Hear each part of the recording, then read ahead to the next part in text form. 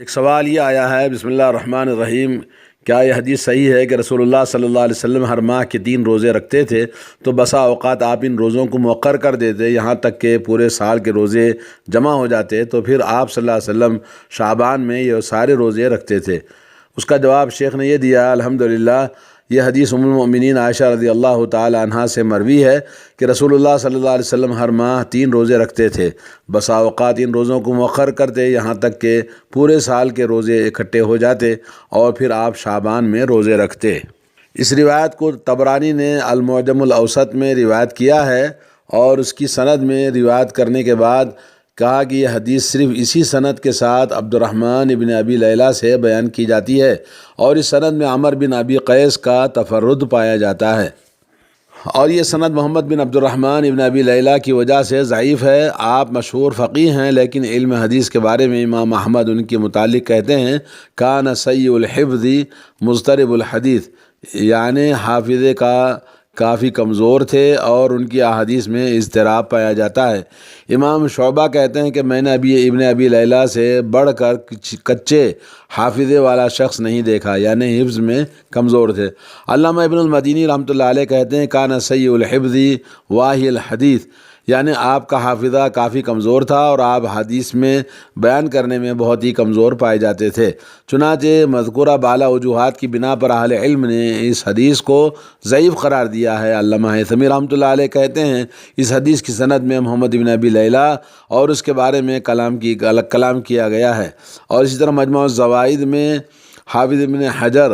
رحمۃ اللہ علیہ کہتے ہیں کہ ابن ابی لیلہ ضعیف ہیں۔ یہاں بیان کردہ روایت اور اس کے بعد والی روایت ابن ابی لیلہ کی ضعف پر دلالت کرتی ہے۔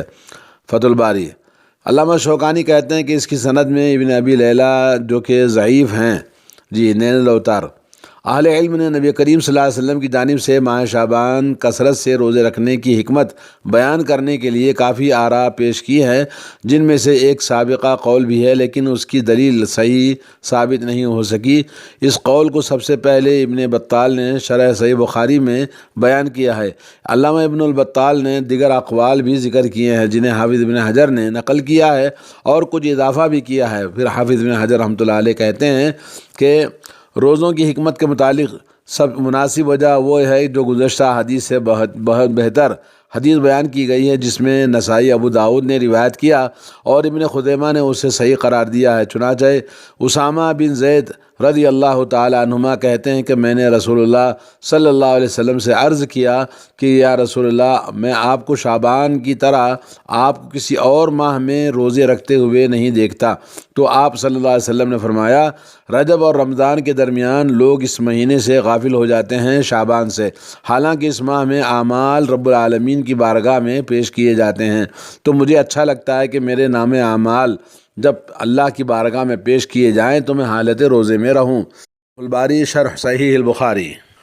اسی طرح ایک اور سوال آیا ہے، کیا کوئی ایسی نصوص ہیں جن میں ماہ شعبان میں لوگوں کی اموات کی شرح زیادہ ہونے کا ذکر ہو؟ اس کا جواب یہ ہے، الحمدللہ کچھ آثار میں یہ بات ملتی ہے کہ اس مہینے میں آئندہ سال میں ہونے والی اموات کے ناموں کی فہرست ملک الموت کو دی جاتی ہے، اور اللہ کی طرف سے کچھ صحیفوں میں ان کے نام دیے جاتے ہیں، یا پھر لوگوں کی عمر کے لیے سالانہ اندازہ شعبان میں لکھا جاتا ہے۔ چنانچہ ان آثار میں اس بات کا ذکر ہے کہ موت کا وقت اس ماہ میں مقرر کیا جاتا ہے، لیکن یہ سب کے سب آثار اور احادیث شعبان کے بارے میں جتنی بھی لوگ سناتے ہیں سب کی سب ضعیف ہیں، اس لیے اس پر اعتماد نہیں کیا جا سکتا۔ قاضی ابو بکر ابن العربی رحمہ اللہ کہتے ہیں کہ نصف شعبان کی رات کے فضائل میں یا اس رات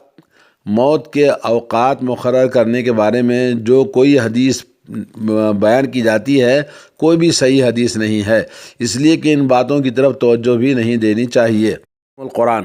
اور اس کے بعد کچھ آثار مختصر آپ کے سامنے پیش کیے جاتے ہیں جنہیں علامہ سیوطی نے شعبان میں موت کے متعلق اپنی کتاب الدرر المنثور میں ذکر کیا ہے۔ علامہ سیوطی رحمۃ اللہ علیہ کہتے ہیں کہ ابن جریر طبری اور ابن المنذر اور ابن ابی حاتم نے بسند محمد بن سوقہ عن اکرمہ سے نقل کیا ہے کہ فرمان باری تعالیٰ فیہا یفرق کل امر حکیم سورہ دخان کی آیت میں اس رات میں ہر حکمت بھرے سے معاملے کا فیصلہ کیا جاتا ہے۔ مذکورہ رات سے مراد نصف شعبان کی رات ہے جس میں سالانہ امور کا فیصلہ کیا جاتا ہے۔ زندگی اور موت پانے والے افراد لکھے جاتے ہیں، اسی طرح سعادت حج پانے والے بھی لکھے جاتے ہیں۔ اس کے بعد ان کی تعداد میں بالکل بھی کمی بیشی نہیں کی جاتی۔ یہ بات جمہور سلف مفسرین کی بات سے ٹکراتی ہے کیونکہ ان کا کہنا ہے کہ اس رات سے مراد لیلۃ القدر ہے، 15 شعبان۔ ابن زنجوی اور دیلمی نے ابو ہریرہ رضی اللہ تعالیٰ عنہ سے ایک روایت بیان کی ہے کہ آپ صلی اللہ علیہ وسلم نے فرمایا، شعبان سے شعبان تک لوگوں کی زندگیوں کا فیصلہ کیا جاتا ہے، حتیٰ کہ ایک آدمی کو اس دوران شادی کے بعد اولاد نصیب ہوتی ہے لیکن اس کا نام مرنے والوں میں لکھ دیا جاتا ہے۔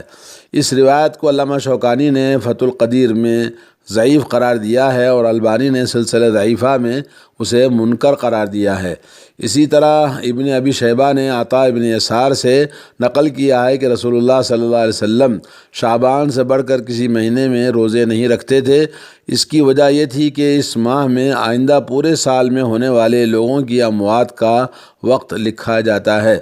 یہ حدیث بھی مرسل ہونے کی وجہ سے ضعیف ہے۔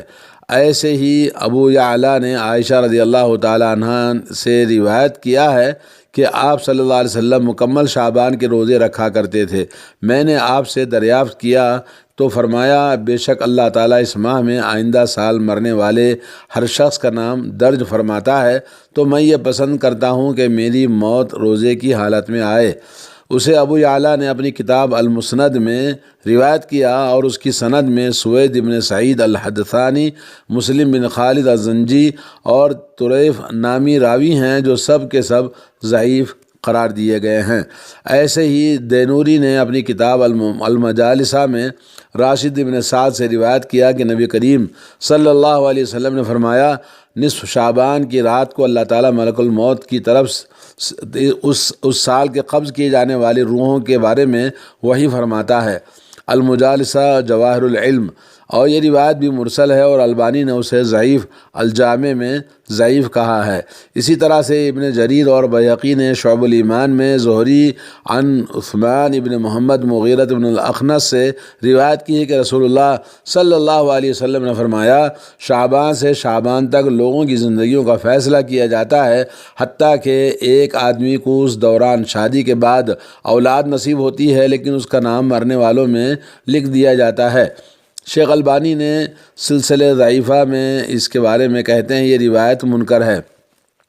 ایک اور روایت ابن ابی دنیا نے عطا بن یسار سے نقل کی کہ وہ کہتے ہیں، نصف شعبان کی رات کو ملک الموت کی طرف ایک صحیفہ سپرد کیا جاتا ہے اور کہا جاتا ہے کہ جن کے نام اس صحیفے میں ہیں ان کی روحوں کو قبض کر لو۔ چنانچہ ایک بندہ نرم گرم بستر تیار کر کے شادیاں رچاتا ہے اور مکانوں کی تعمیر میں مصروف ہوتا ہے لیکن اس کا نام مردوں میں لکھ دیا جاتا ہے۔ یہ بھی عطا کے اپنا قول ہے، اس کی کوئی سند ہی نہیں۔ تو اسی طرح خطیب اور ابن نجار نے عائشہ رضی اللہ تعالی عنہا سے ایک اور روایت نقل کی ہے کہ رسول اللہ صلی اللہ علیہ وسلم رمضان تک پورے شعبان کے روزے رکھتے تھے۔ آپ شعبان کے علاوہ کسی بھی پورے مہینے کے روزے نہیں رکھتے تھے۔ تو میں نے دریافت کیا تو اللہ کے رسول صلی اللہ علیہ وسلم، ماہ شعبان آپ کے نزدیک محبوب ترین مہینہ ہے، اسی لیے آپ اس میں روزے رکھتے ہیں۔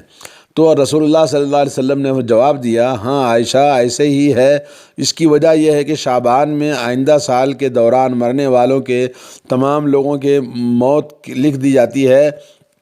اور مجھے پسند ہے کہ میری موت عبادت الہی اور عمل صالح کے دوران لکھی جائے۔ جبکہ ابن نجار کے ہاں اس حدیث کے الفاظ کچھ یوں ہیں، اے عائشہ، اس ماہ میں ملک الموت مرنے والوں کے نام تحریر کر لیتا ہے اور میری چاہت ہے کہ میرا نام جب لکھا جائے تو میں روزے کی حالت میں رہوں۔ اس روایت کو علامہ خطیب بغدادی نے تاریخ بغداد میں ذکر کیا ہے اور اس کی سند میں ابو بلال اشعری ہے جسے دارقطنی نے ضعیف قرار دیا، جیسے کہ میزان الاعتدال میں لکھا ہوا ہے۔ اسی طرح اس کی سند میں احمد بن محمد بن حمید المخذوب ابو جعفر المقری ہیں جس کے بارے میں دارقطنی کہتے ہیں لیس بالقوی، یعنی وہ حدیث کے معاملے میں قوی نہیں ہیں، حدیث ان کی ضعیف ہے، ضعیف جداً۔ اور خلاصہ کلام یہ ہے کہ شعبان میں کثرت موت کے بارے میں کوئی بھی صحیح حدیث ثابت نہیں ہے۔